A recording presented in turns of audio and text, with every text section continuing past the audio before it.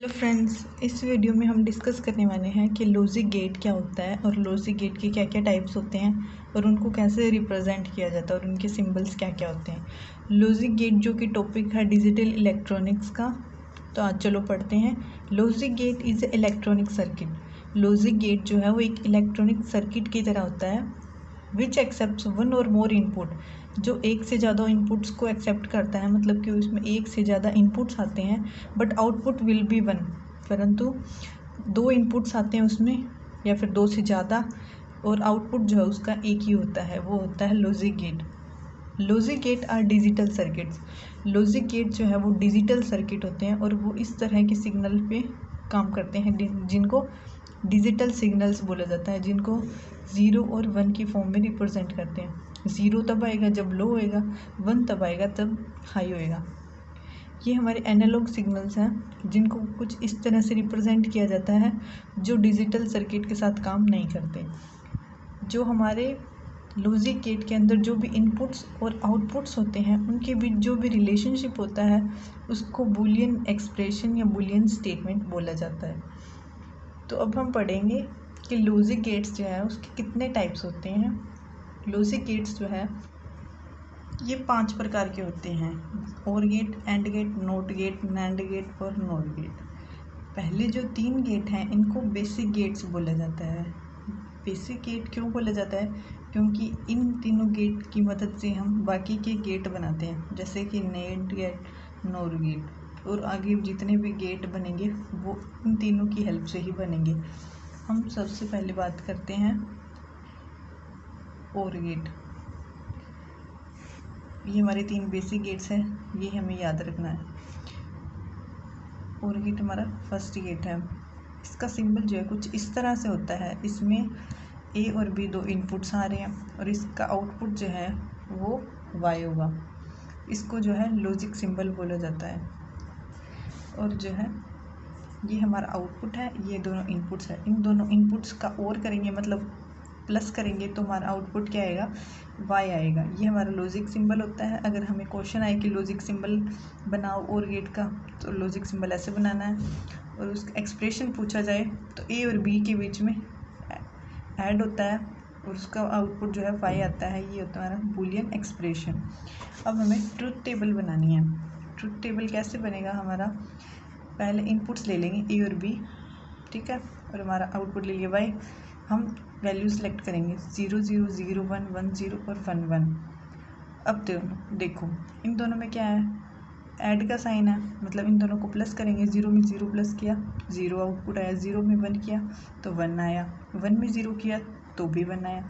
और 1 में 1 करते हैं डिजिटल इलेक्ट्रॉनिक्स में, तुम्हारा आउटपुट जो है या आंसर जो है वो 1 आता है। और गेट में बस इतना याद रखना है कि अगर एक भी इनपुट जो है हाई होएगा कहीं भी, तो हमारा आउटपुट जो है हाई रहेगा। देखो 0 0 दोनों लो है तो आउटपुट लो, एक हाई है तो हाई, एक हाई है तो हाई, और दोनों हाई है तो ऑब्वियसली हाई होगा। तो ये जो है हमारा सिंपल सा और गेट जो है, इसकी ट्रुथ टेबल ऐसे बनती है और इसका लॉजिक सिंबल एंड इसका बूलियन एक्सप्रेशन ऐसे बनेगा। अब हम डिस्कस करेंगे हमारा एंड गेट। एंड गेट जो है उसका लॉजिक सिंबल कुछ इस तरह से होता है। ए और बी इनपुट्स आ रहे हैं उसमें, और यहाँ पे डी शेप, एंड गेट में डी आता है, एंड में डी आता है, तो डी शेप का कुछ इस तरह से हमारा सिंबल बनेगा और हमारा सेम आउटपुट जो है वाई आएगा। तो ये हमारा लॉजिक सिंबल हो गया। एंड गेट में क्या है? दोनों का एंड होता है, एंड मतलब मल्टीप्लाई होती है दोनों की, तो ए और बी की मल्टीप्लाई आउटपुट क्या आएगा? वाई। यह है सिंपल सा हमारा logic expression, sorry Boolean expression. तो इसके ट्रुथ टेबल जो है वो कैसे बनेगी? ए बी इनपुट्स ले लिए एंड वाई आउटपुट। इसका सिंबल जो है बहुत इजीली याद कर सकते हैं क्योंकि एंड में डी आता है तो इसमें टी बी यूज़ किया गया है, ठीक है। और इसमें हमने यहाँ पे इनपुट्स ले लिया 0 0 0 1 1 0 और 1 1।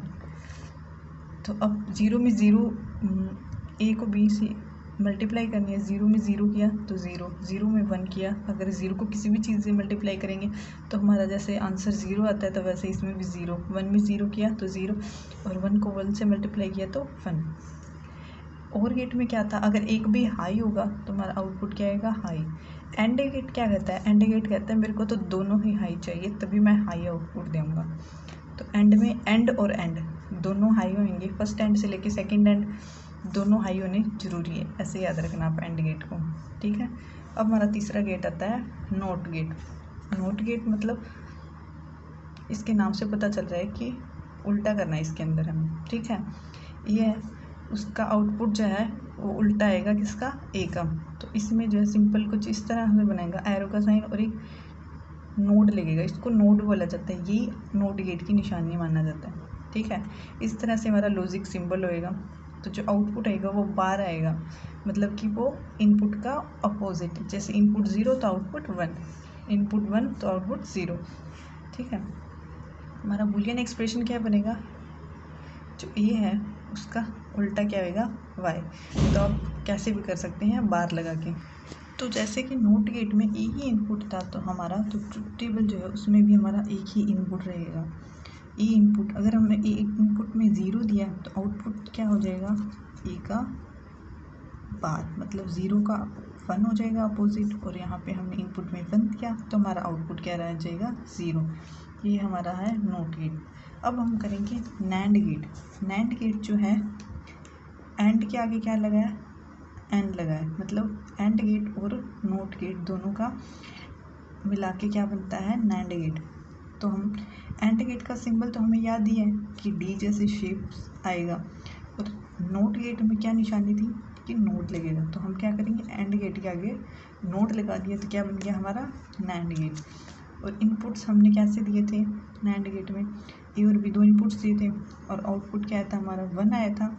और आउटपुट कैसे आया था, वाई में क्या था, नोट गेट में आउटपुट क्या था, इनपुट का अपोजिट। तो इसमें भी क्या होएगा, ए और बी जो है उसका एंड करने के बाद जो हमारा आउटपुट आएगा वो उसका अपोजिट हो जाएगा, ठीक है। तो वो हम आगे पढ़ेंगे ट्रुथ टेबल में। तो ये हमारा लॉजिक सिंबल कुछ इस तरह बनेगा, और इसका जो है हमारा बूलियन एक्सप्रेशन इस तरह बनेगा कि ए और बी जो है उसका नोट मतलब अपोजिट हो जाएगा। हमारा जो वाई है, ए और बी ये तो हो गया एंड गेट, और नोट गेट में क्या था, आउटपुट अपोजिट आएगा। तो दोनों को मिला के क्या बन गया हमारा आउटपुट, ए और बी के ऊपर सिर्फ एक बार लगा देंगे तो हमारा क्या बन जाएगा, नैंड गेट का बूलियन एक्सप्रेशन बन जाएगा। तो इसकी ट्रुथ टेबल कुछ इस तरह बनेगी, ए और बी इनपुट्स 2 है तो यहाँ पे भी ए और बी 2 इनपुट ले लिए, वाई हमारा आउटपुट आ गया तो यहाँ इनपुट देंगे 0 0 0 1 1 0 1 1, ठीक है। अब ए और बी में एंड गेट में क्या था, ए और बी की मल्टीप्लाई करनी थी, तो 0 में 0 मल्टीप्लाई की क्या 0, पर नोट गेट में क्या था अपोजिट आएगा। तो ए और बी का जो आंसर आएगा उसका अपोजिट जो है हमारा आउटपुट आएगा। जैसे 0 आ रहा है तो हमारा आउटपुट क्या आएगा 1, इसमें 0 में 1 मल्टीप्लाई किया तो क्या आया 0, तो हमारा आउटपुट आ गया 1। यहाँ पे 1 में 0 मल्टीप्लाई की तो क्या आया 0 आंसर, हमारा आउटपुट आ गया 1। और यहाँ हमने 1 में 1 मल्टीप्लाई की तो हमारा आंसर क्या आ रहा है 1, बट अपोजिट आएगा इसमें तो नैंड गेट में, तो हमारा 1 का क्या अपोजिट हो जाएगा 0।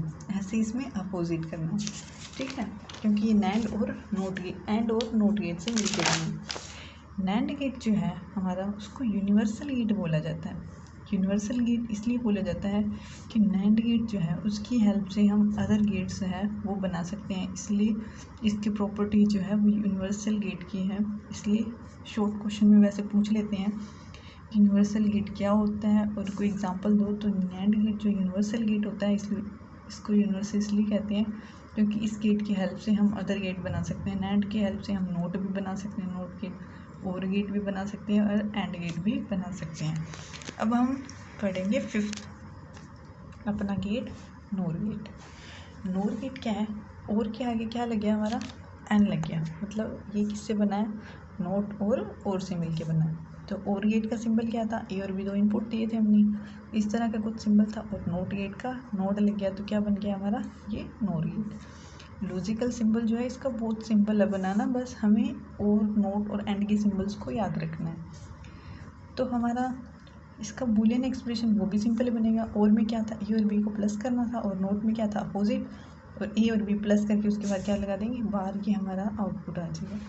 तो इसकी ट्रुथ टेबल जो है कुछ ऐसे बनेगी, 2 इनपुट्स दे दिए हमने ए और बी, आउटपुट क्या है वाई 0 0 0 1 1 0 1 1, ये हमने आउटपुट से इनपुट से दी।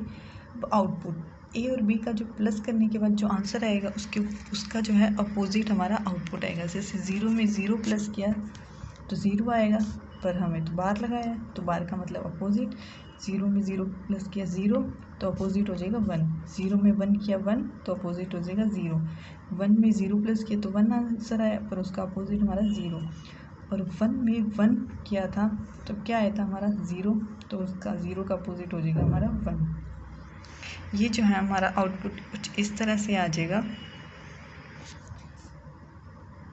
अब हम देखेंगे कि इस गेट को हम यूज़ कहाँ करते हैं, मतलब इन गेट्स को कहाँ कहाँ यूज़ किया जाता है। तो इनका यूज़ जो है वो डिजिटल वॉच में करते हैं। डिजिटल वॉच में हम देखते हैं कि टाइम जो है वो 0 और 1 की फॉर्म में ही शो होता है ना, कुछ इस तरह से शो होता है, इस तरह से कुछ बना होता है, ठीक है। ये हमारी डिजिटल वॉच में टाइम शो होता है। तो वो किस वजह से होता है, उसमें गेट्स यूज़ किए जाते हैं, लॉजिक गेट्स। एंड कंप्यूटर का भी हमें पता है कि कंप्यूटर जो है हमारी लैंग्वेज नहीं अंडरस्टैंड करता, तो वो जो है सिर्फ 0 और 1 की फॉर्म को ही अंडरस्टैंड करता है। इसलिए लॉजिक गेट्स जो है वो कंप्यूटर में भी यूज़ होते हैं। कैलकुलेटर का तो सिंपली हम सबको ही पता है कि वो भी जो है 0 और 1 की फॉर्म में काम करता है, ठीक है। तो उसमें भी क्या है, लॉजिक गेट्स यूज़ होते हैं। आई होप ये टॉपिक आपको अंडरस्टूड हो गया होगा। So thank you.